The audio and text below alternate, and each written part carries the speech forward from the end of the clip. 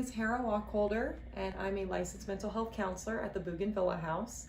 We come to your school about once a month to talk about different topics, and with everything going on, we figured that we would keep it up and continue with this month's topic, which is on self-care and how health and body image affects mental wellness. So we're going to be talking about different healthy habits. We're going to be talking about nutrition, exercise, especially with this stressful situation. It's really important that we utilize healthy habits.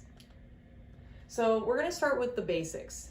I don't know if you guys have talked about Maslow yet, but Maslow created what's called the hierarchy of needs.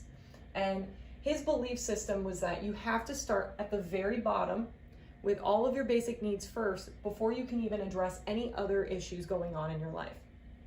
So when we talk about basic needs, we're talking about food, water, air, shelter, and sleep, and clothing. I highly recommend clothing be included in that.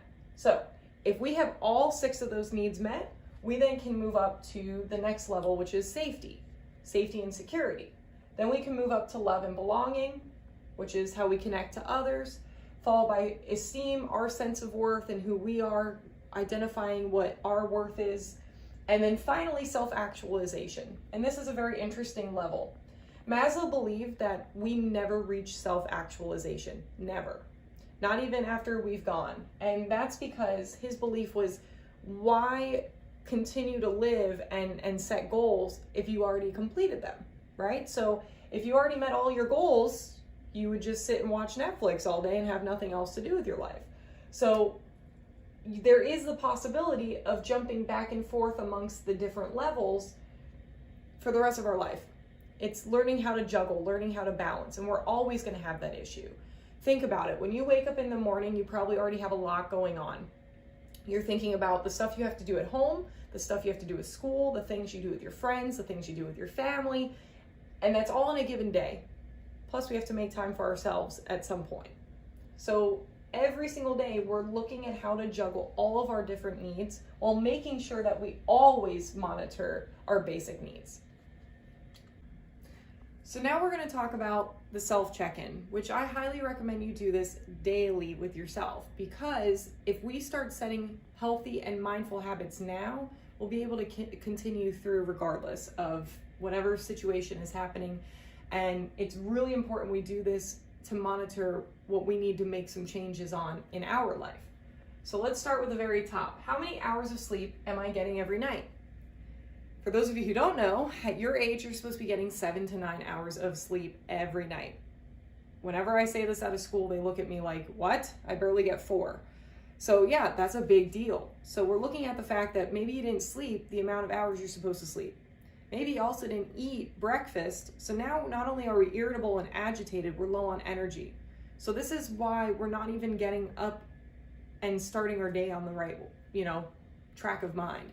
So we got to work on that. So how many hours of sleep am I getting every night? We got to improve it. If you're sleeping about 4 hours right now, or going to bed at like 4 in the morning, we need to move that and set that up so it's better for us.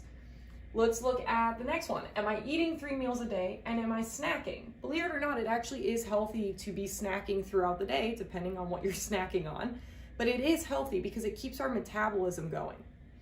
And what stops our metabolism is when we're not eating, we're not giving sustenance to our bodies. So paying attention, am I eating 3 meals a day, and what are in those meals?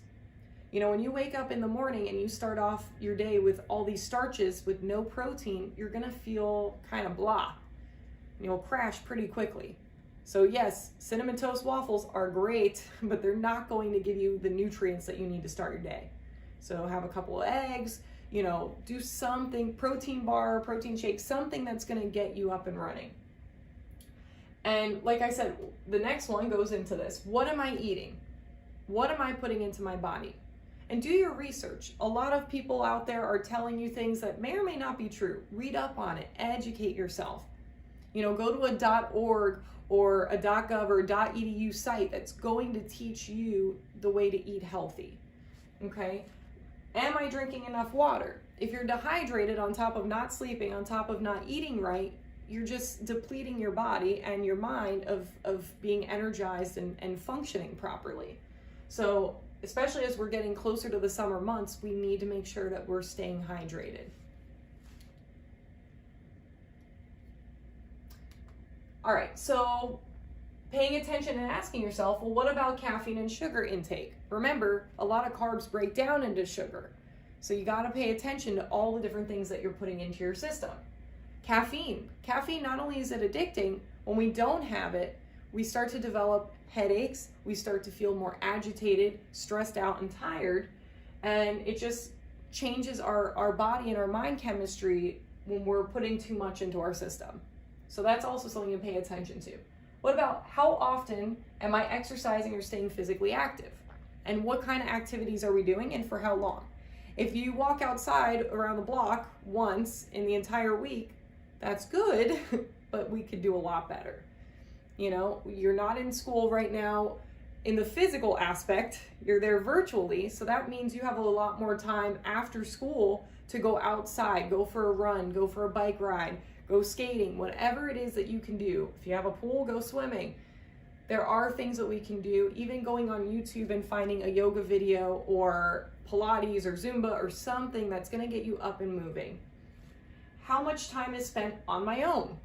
Making sure you're giving yourself some time throughout each and every day to pay attention to your needs and to take care of yourself.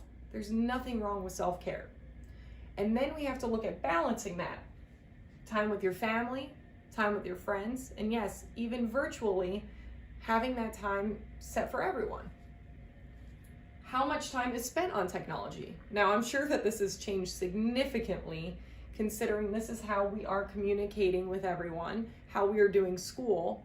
So when you have a chance to just shut things down for a bit and go outside, go for a walk, do that, because it's really gonna help you in your state of mind. You know, if we stare at a screen all day long, it does get exhausting and it depletes us. That is not an excuse not to do your schoolwork, so don't use my words against me. All right, so let's go into body image development. So in the very, very beginning, when we are brought into this earth, into this world, we are assigned our very first society, which is our family. So our family of origin, our parents, our siblings, they teach us a lot about our body image. And we pay attention, we learn. So then we're brought into a lot of different channels that teach us about this, and not just our family. So once we get older, we start to be more involved in media, social media, watching TV, looking at ads, looking at different things in magazines, and it starts to develop this idea of this must be what beautiful looks like or what attractive looks like. And then we add in the third one, which is our peers. So once we're at school age, we're starting to pay attention to what are the trends? What should I be wearing? What should I look like? How should I wear my hair? What accessories should I wear? And there's been this misconception that this is only affecting girls, and it's not. It affects everybody, just in different ways.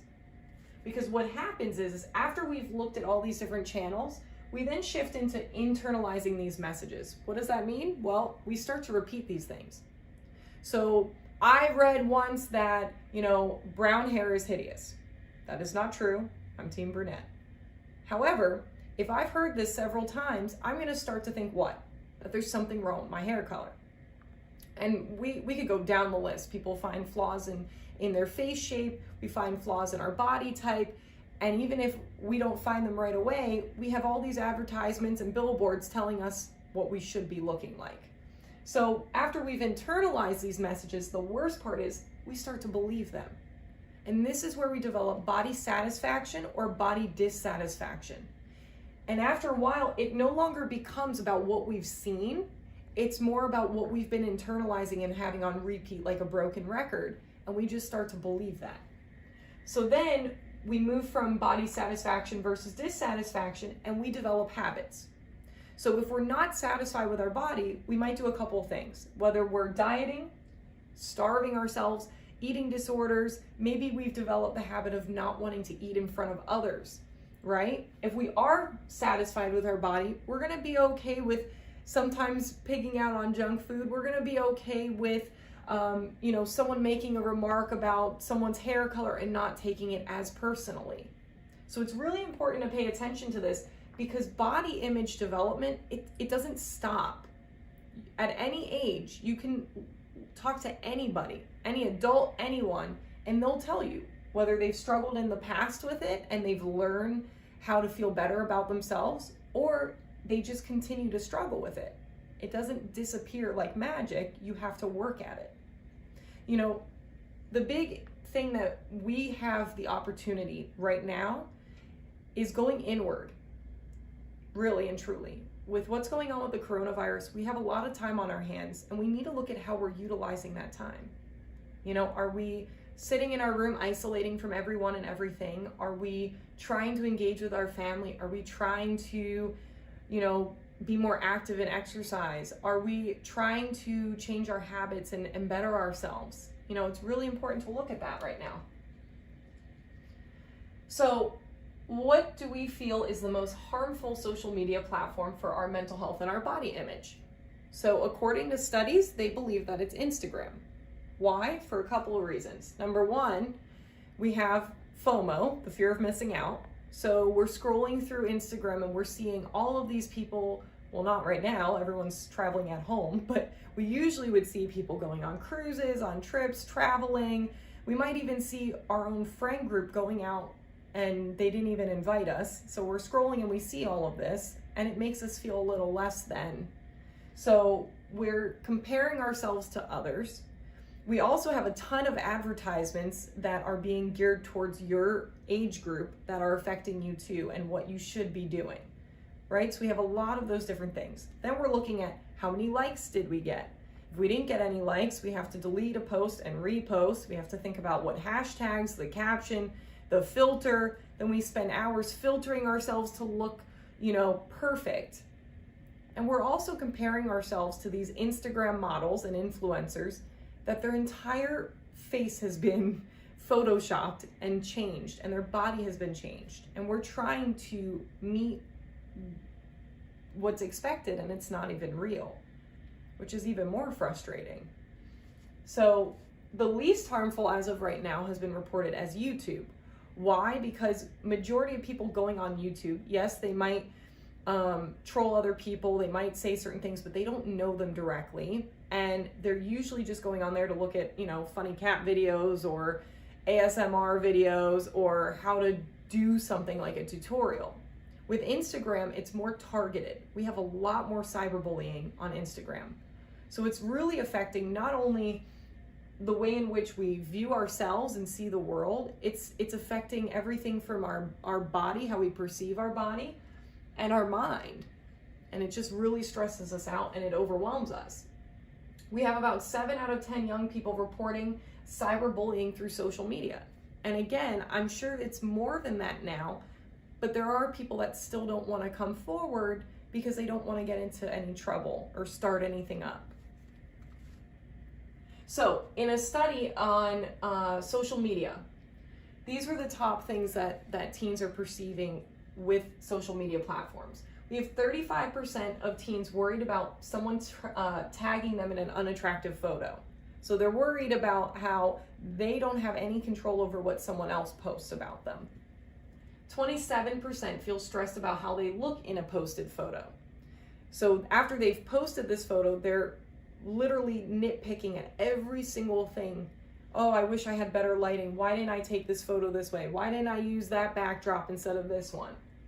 22% felt bad about themselves if the photos were ignored. So no one liked my photo. I didn't get enough likes on it. That's also stressful. And then we have the common misconception that boys do not struggle with body image. And that's actually not the case. Right now, we have 87% of women and 65% of men comparing their bodies to images they consume on social media. So they're looking at, you know, they're supposed to look like Thor. They're supposed to look like basketball players. They're supposed to look like football players. And what if we don't look like that? So if we don't look like the models, we don't look like what's out there, what are we looking like? And it puts a lot of stress. You know, there are some teens that refuse to leave home without having, you know, 10 pounds of makeup applied to them, and there's so many insecurities. So what if, as a society, we actually learned how to embrace who we are? Now, I'm not saying it's an easy thing to do, and there will always be people that want to put you down or not work on themselves, but we're not in control of that. The thing that we're in control of is ourselves. I can control my thoughts, my feelings, my perception, my point of view. So if I'm stressing myself out over a lot of negative beliefs about me, then it's my responsibility to change it, no one else's. And the same goes for you all. So as always, when I come and speak at the schools, we always provide these helplines. And if there is someone that you know that is struggling, please don't hesitate to reach out. Give them this information. And if for whatever reason you can't see one of the numbers, contact us. And I'm going to show you our contact information so that we can get you in the right direction. If you're struggling, if someone in your family is struggling, reach out. Because the longer we wait, the harder it is to pick up that phone, to send that text, to send that email. You know, a big part of working on ourselves is also identifying who is healthy support. When you're feeling down about yourself and you have that friend that continuously points at all your flaws, that's not someone you want to have around you. You need people around you that are going to lift you up, especially when you can't see yet how amazing you are, how important you are. So I know things are looking kind of grim right now, but we're going to get through this and we're going to get past this. But we have to learn to work well and work better with one another to make that happen. So stay healthy, practice these skills, and stay safe.